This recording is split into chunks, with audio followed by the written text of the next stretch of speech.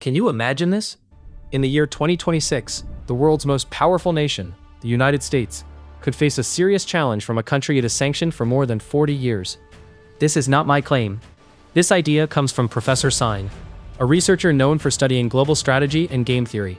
The United States will lose this war, which will forever change the global order. Two of his previous predictions about Donald Trump have already come true. Now the world is watching and waiting for his third prediction. And according to him, the consequences could be enormous. He once said something that caught the attention of many analysts. This war could change the world forever. At first, this sounded like another dramatic theory. But according to some observers, the situation developing in global politics may be moving in that direction. If such a prediction ever became reality, the effects could be massive. Financial systems could shake, global alliances could shift, and the balance of power around the world could change in ways we have never seen before. In this video, we will explore the ideas behind this prediction. We will look at how modern military strategy is evolving. We will also examine how inexpensive technologies, such as small drones, are beginning to challenge extremely expensive defense systems. And we will ask an important question.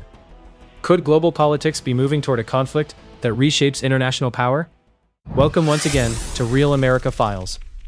According to Professor Sine, his first major prediction was that Donald Trump would return to political power. His second prediction suggested that tensions between the United States and Iran would increase dramatically. And now comes his third and most controversial claim. He believes that in a major conflict between the United States and Iran, the world's strongest superpower could face serious difficulty. To many people, that idea sounds impossible. After all, the United States has the most powerful military in the world. Its defense budget reaches hundreds of billions of dollars every year. Its technology is among the most advanced on the planet. So how could such a country possibly struggle against Iran?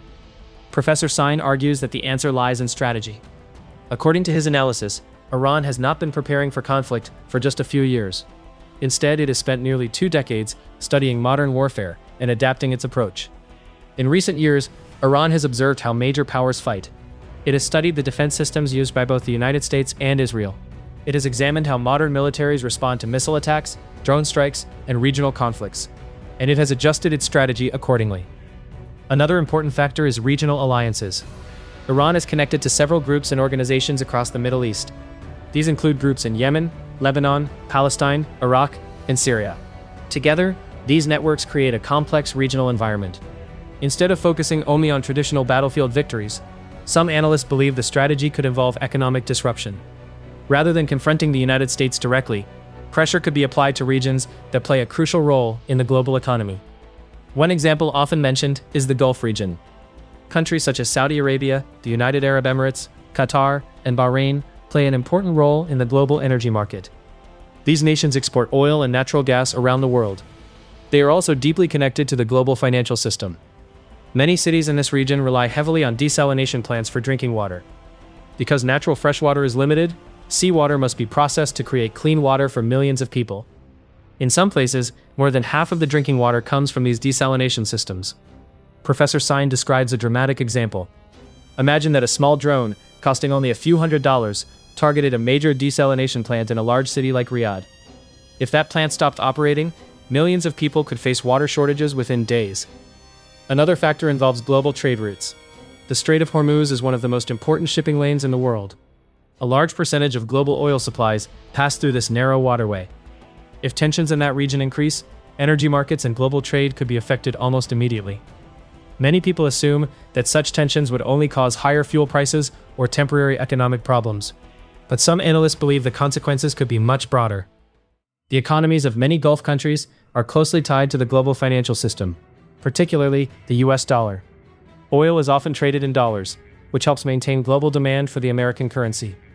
At the same time, many Gulf nations invest large amounts of money in American industries, including technology and artificial intelligence infrastructure.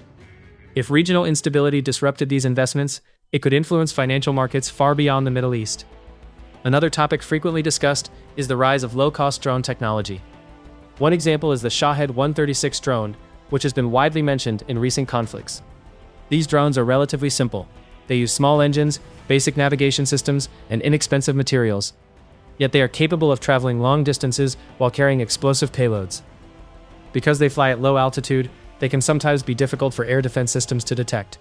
defending against such drones can also be expensive. Advanced interceptor missiles used by modern defense systems can cost millions of dollars each.